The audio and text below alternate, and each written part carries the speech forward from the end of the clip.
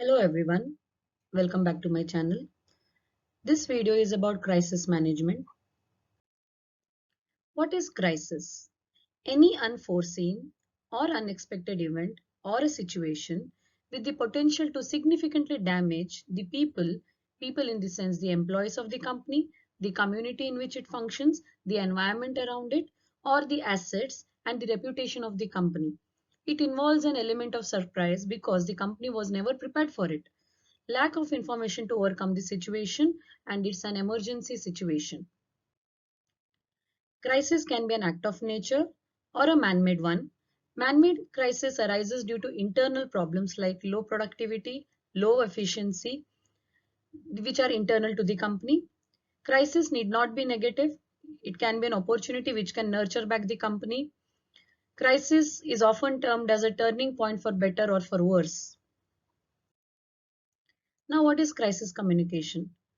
Crisis communication is the process of exchanging information from the crisis management team to the needful persons.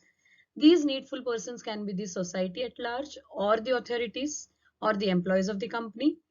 Purpose is to help people in crisis or prevent the crisis. Crisis communication is the process of information gathering by crisis communication team for decision making purposes. One of the definitions by Combs and Holliday, the collection, processing, and dissemination of information required for addressing a crisis situation is crisis communication. Let us now look at the various causes of crisis. Causes of crisis can be natural or intentional or unintentional acts. Natural crisis can be physically violent or non-violent. Physically violent examples are earthquakes, tsunamis, fires, storms. Non-violent examples are epidemic, plague, droughts. Intentional act by person or group can pose as a crisis for the company. Example, terrorism, product tampering. Unintentional acts like chemical leaks, explosion, fire can also be a crisis for the company. Any company needs to be fully prepared to handle a crisis. The stages of crisis communication can be categorized into pre-crisis, crisis, and post-crisis stage.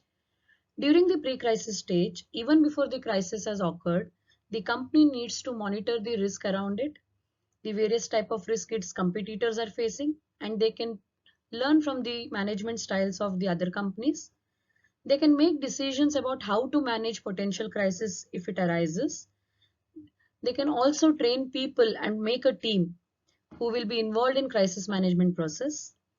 During the actual crisis stage, the company needs to be very active. The crisis team needs to be very active.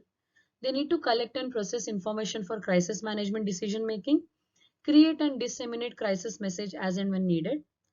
The post-crisis stage is when the crisis has occurred and the company has handled the crisis. It can be in a positive way or it can be in a negative way, but still the company needs to communicate. So assess the crisis management effort that the company has put in. Provide follow-up crisis messages as and when needed.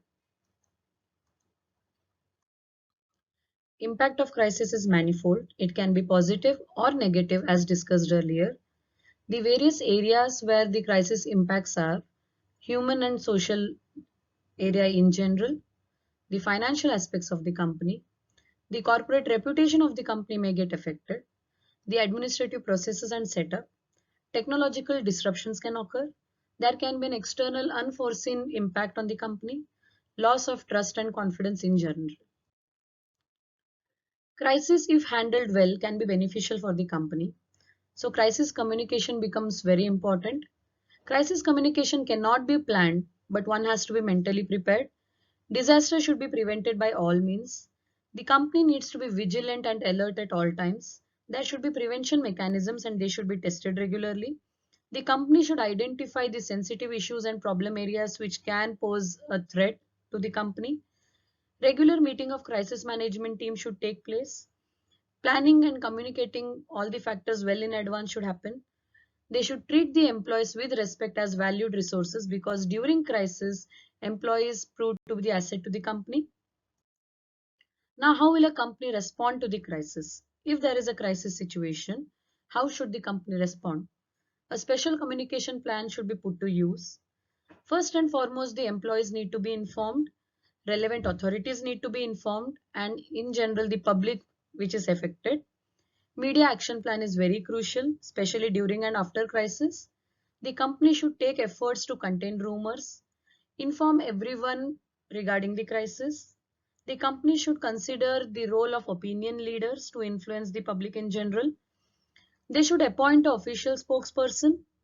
Collection of relevant data is very important, and coordination at internal as well as external level is very crucial for the company to handle a crisis. The company should make use of various sources, various mediums to handle a crisis.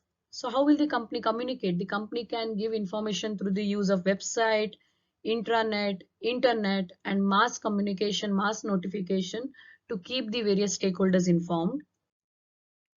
Guidelines for handling a crisis. Some of the basic guidelines to handle crisis. First and foremost, respect the role of the media. Communicate, communicate, and communicate. Communication becomes so essential. It is an indispensable tool during crisis. The company should take responsibility if it is at fault. All the information that is passed on to the stakeholders should be centralized. There should be a crisis team. If the crisis team was not in place before the crisis, then during crisis at least there should be a team. Plan for the worst and hope for the best. Communicate with your employees. Third parties can be roped in. Use research to determine responses, what the audience thinks about you, what the stakeholders think about you and the crisis. Create and use your website creatively. Thank you.